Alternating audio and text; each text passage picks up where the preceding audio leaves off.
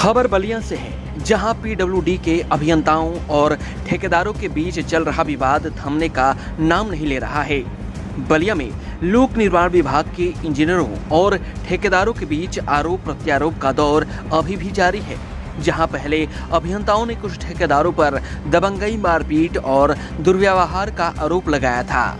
इस मामले में विभाग के जूनियर इंजीनियरों ने धरना प्रदर्शन भी किया था। पुलिस ने इस मामले में 3 ठेकेदारों पर केस भी दर्ज किया था। मामले में आरोपी 3 ठेकेदार जेल भी गए, लेकिन दोनों पक्षों के बीच विवाद अभी भी जारी है। इस विवाद को लेकर अब ठेकेदारों ने भी मोर्चाबंदी की है। ठेकेदारों का आरोप है कि विभाग में करप्शन व्याप्त है और विभाग के अभियंता कमीशन खोरी में जुटे हैं। आरोप है कि कमीशन न मिलने पर विभाग के जेई ठेकेदारों पर दबंगई का आरोप लगाते हैं। इतना ही नहीं, ठेकेदारों को झूठे केस में फंसाकर ठेकेदारों पर दबाव भी बनाया जाता है। मामले को लेकर ठेकेदार संघ ने सीएम योगी आदित्यनाथ से न्याय की गुहार लगाई है।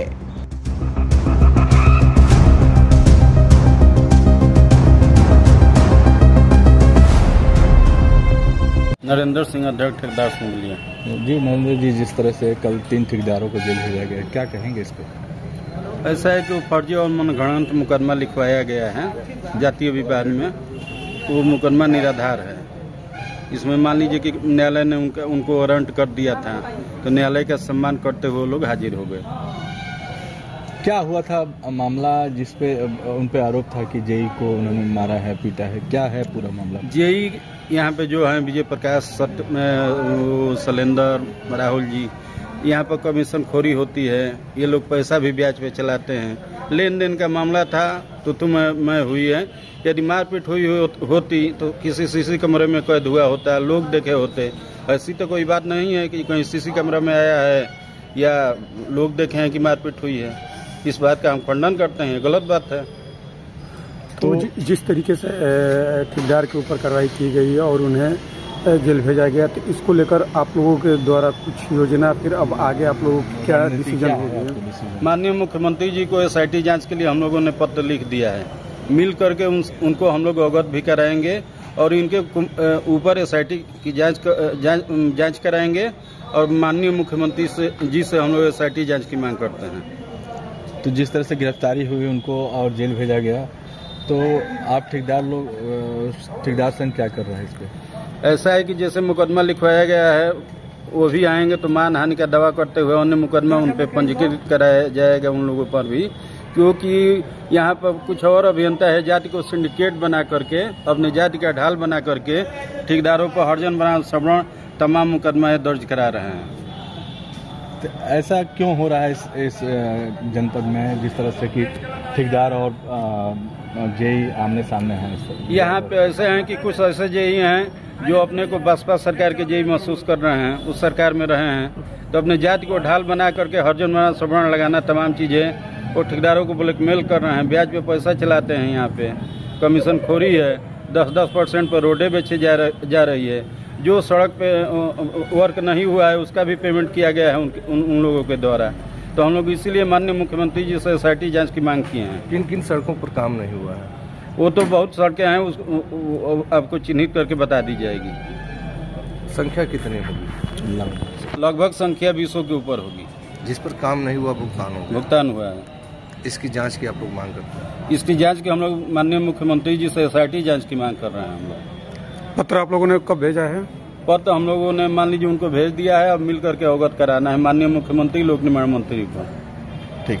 ये सूद पर जो पैसा चलाते हैं, यहाँ पर सूदखोरी में जैसे ठेकेदारों को भाई धन की जरूरत पड़ती है तो भाई ये लोग ब्याज पे पैसा देते हैं और उसका जोड़ के लेते हैं। कितना परसेंट? 10% मंथली। ये लोग कहते हैं कि मान लीजिए बाहर से लेंगे, उससे अच्छा है कि हम ही से ले लीजिए। कौन कौन लोग हैं ऐसे?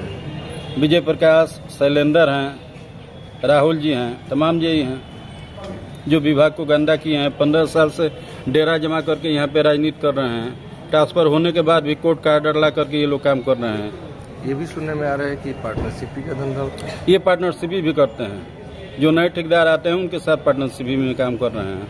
ये लोग पूर्ण रूप से भ्रष्टाचार में लिप्त हैं। इनकी एसआईटी की जांच होनी चाहिए। जेईओ पे आरोप लग रहा है कि महिला के साथ उन्होंने दुष्कर्म किया, क्या है पूरा मामला ये? ऐसा है कि एक महिला का उन पर उत्पीड़न का आरोप लगा है, जिसमें अभी तक मुकदमा पंजीकृत नहीं हुआ। इस मामले में भी माननीय योगी जी के यहाँ हम अवगत कराएंगे और वो महिला ने योगी जी से गुहार भी लगाई है उनके साथ जो दुष्कर्म हुआ है उसके लिए मुकदमा पंजीकृत करने के लिए, जिसका वीडियो भी है। महिला कहाँ की रहने वाली है या उसको क्यों इस तरह से जेई लोग पे आरोप लग रहा है? महिला जौनपुर की रहने वाली है और उस पे जेई लोग नौकरी के नाम पे, उसके पति के नौकरी के नाम पे बुला करके ब्लैकमेल किए हैं और दुष्कर्म किए हैं। आप आए हैं और क्या है मामला, पूरा तरह से बताएं। मामला ये है कि भ्रष्टाचार भरा हुआ है पीडब्ल्यूडी से यहाँ से लेकर लखनऊ तक ले। कोई बलिए का मामला थोड़े है। पीडब्ल्यूडी में भ्रष्टाचार भरा हुआ है और ये भ्रष्टाचार कभी खत्म नहीं होगा। और ये जेई तो मानिए, जेई और ठेकेदार का संबंध तो चामन झोली का होता है, मगर जेई जो है बिना कमीशन के काम में नहीं करते।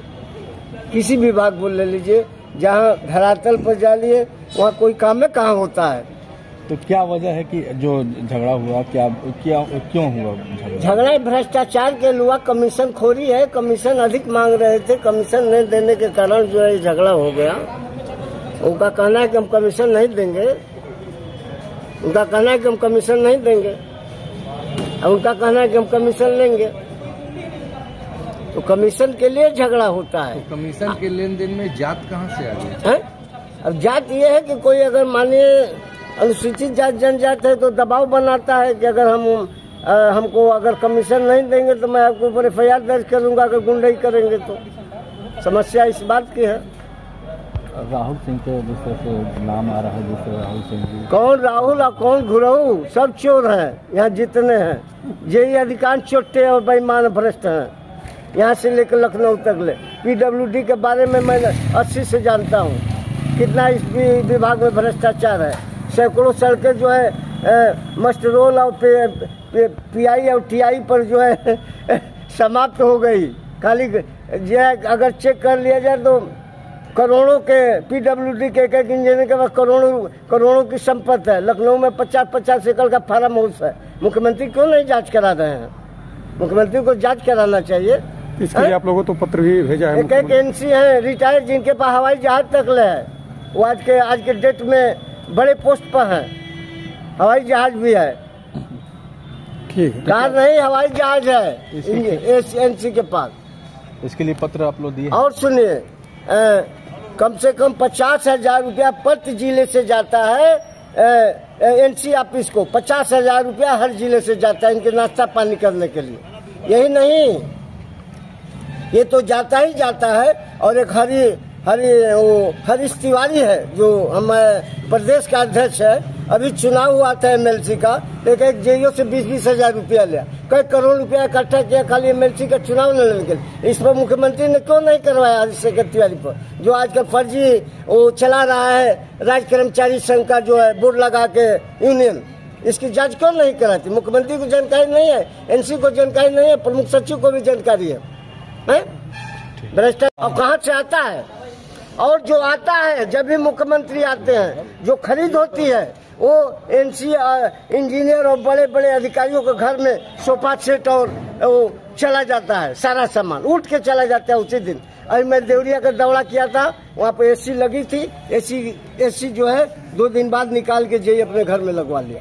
डकबंगला अभी देवरिया में दौरा किया। मुख्यमंत्री के पास समय है कि इसकी जांच करा दे। कोई विधायक एक पैसा नहीं देता है, न MP देता है, न MLA देता है। और करोड़ों रुपया प्रति वर्ष एक डकबंगले पर करोड़ों रुपया, अरबों रुपया खर्चा होता है साल में। मुख्यमंत्री ने कभी पूछा NC से, किसी इंजीनियर से पूछा कि करोड़ों रुपया ये खर्च कहाँ होता है? UP 60 न्यूज के लिए बलिया से अमित कुमार की रिपोर्ट।